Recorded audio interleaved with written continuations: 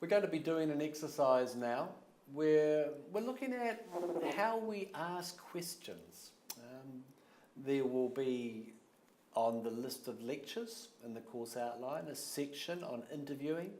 And interviewing is as much an art as it is a science. There are some things that you only learn how to do properly by doing them. Sometimes you just need to get started and you need to learn from your mistakes. You need to be aware of avoiding certain mistakes. But when you make mistakes, you need to learn from them. And everyone has different learning styles. And some of you will be doing research where you won't be asking a lot of interview questions. But there are some exercises that we're going to do together, and they're based on Dawson's 2016 100 Activities for Teaching Research Methods.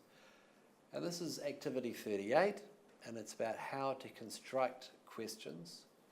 So we're going to be looking at a question, and we're going to be thinking about what might not be so good about this question. And the first question is this: what is wrong with the young people of today, and what can we do about it?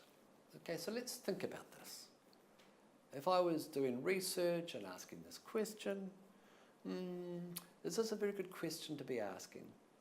First of all, it's double-barreled.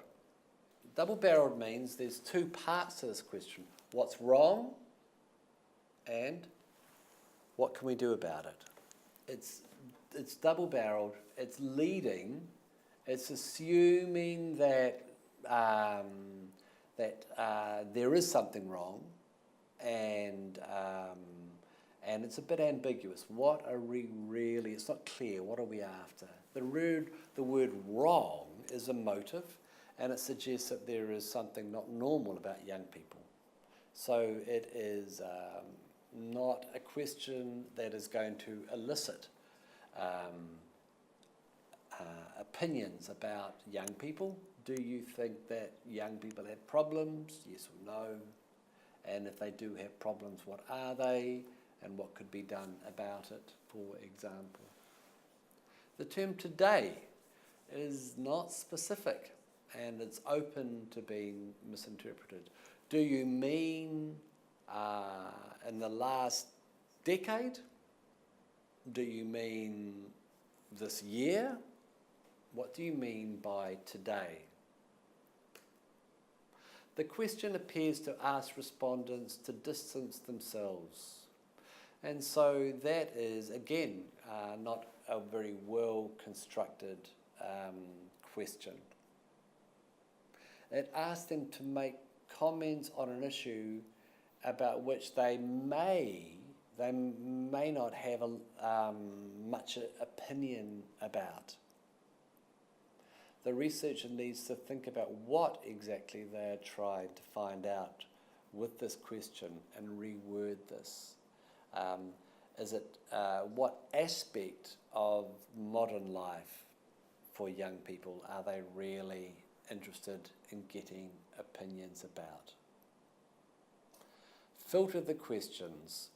Filter questions can be used to find out whether respondents have an opinion on this issue. The question should be split so that only one question is asked. Tell me about how many young people you know today. Tell me about how the world that young people today, young people under the age of 20 today, about how they are different from yours, from your time. So be specific. Young people, people under 20. Over the last 2 years, have people under 20 faced any problems? Do you have concerns about people under the age of 20 over the last 2 years? Over the last 2 years, have you noticed people under the age of 20 having some problems? What do you think could be done about it, for example? Do you go swimming? The question is, and we've got 4 answers. The categories are supplied for the answer, and this is not good. Everyone has a different idea of the definition of sometimes, frequently. This is ambiguous. Specific time frames need to be given, and they should follow a logical order. This question could also contain prestige bias. For some people, swimming is something that only middle class or rich people do. Swimming may be understood in different ways by different people. The researcher needs to illustrate that there is no expectation for a respondent to go swimming. And so playing in the sea with your clothes on could be understood as going swimming by some people. For other people, if you are from a Western country, it is putting on a swimsuit and going to a pool and exercising, swimming up and down as a way of exercise. These are some of the reasons why this question is not great. What do you think can be done about global warming? That's the question. It is assumed that the respondents think something can be done about global warming and that they are able to comment on this issue. So maybe you are doing this research with university students and they're all science students, and if that is the case, that's a perfectly good question to be asking. Maybe it's a question you're asking to people studying global warming, and if so, that is fine, but that is not necessarily the case. It leads the respondent into having an opinion about something on which they may not have an opinion. And sometimes what happens then is that people begin to just talk off the top of their head, making something up, because they're wanting to save face. Filter questions should be used to determine whether the respondent has an opinion on this issue. So what is an example of a filter question? Are you aware of the concept of global warming? And where did you first hear about this concept of global warming? Can you describe your understanding of global warming? What do you think people in your town this year could do about global warming? Those are some filter questions. Global warming is a contested issue and an emotive term that should be avoided by the researcher. So those are some reasons why that question wasn't so good. But what about this one? Most medical professionals agree that smoking causes lung cancer. Do you strongly agree, neither, agree or disagree, strongly disagree? Okay, so what is the problem with a question such as this? The question is leading and presents the issue of prestige bias. The term medical professionals suggests that these people know what they're talking about. This type of prestige marker can lead people into agreeing with the professional and answering strongly agree. So a lack of precision in the language that we are using, and being aware that when we are conducting research amongst people, they may not be aware of these terms. The question could be reworded, omitting the reference to medical professionals. Filter questions can also be used to help overcome this problem. The researcher should continue to emphasize the importance of accuracy of respondents. This question could also benefit from a don't know category, as some responses may feel that they do not know enough about this topic to answer, and so there is no do not know option provided. Okay, so what about this one? Do you agree that students should not have to take an exam at the end of the course? Yes or no? This question is asked in the negative, which can be very difficult for some people to answer. Negatives, and especially double negatives, should be avoided in all questions.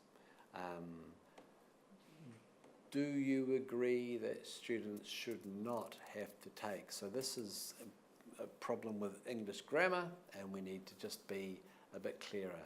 Do not agree should be reworded as it leads respondents into answering in a particular way. This question should also include a no opinion or don't know category. Okay, question number 6.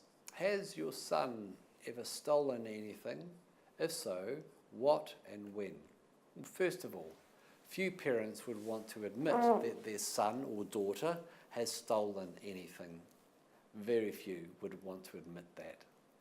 It presumes that he or she is a parent, so we need a filter question. Do you have any children? How old are your children? How many children do you have? Are they sons or daughters?